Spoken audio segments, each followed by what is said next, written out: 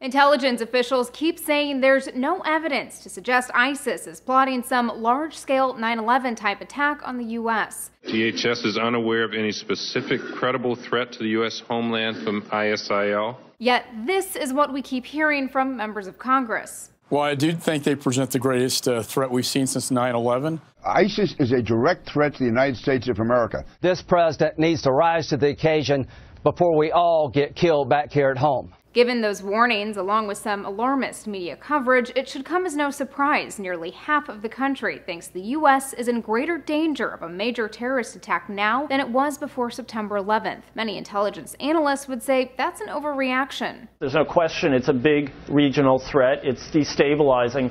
But its threat to the U.S. at home is quite limited. We've heard plenty of comparisons between ISIS and the masterminds of 9/11, and there are similarities. ISIS is, after all, a former al-Qaeda affiliate. But when you compare ISIS to how pre-9/11 al-Qaeda operated, a very different picture emerges. Bin Laden's group had already pulled off major attacks around the world, including the first World Trade Center bombing. So far, ISIS hasn't demonstrated it's capable of anything on that scale in the U.S. ISIS not only lacks the ability, it appears to lack the motivation to mount such a major attack.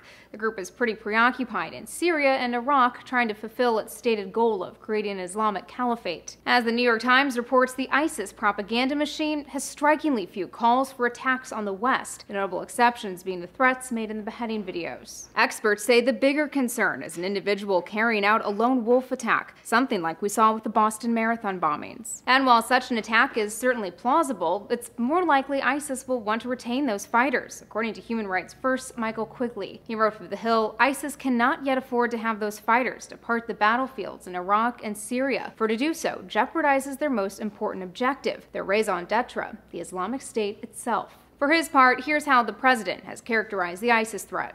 Left unchecked, these terrorists could pose a growing threat beyond that region, including to the United States.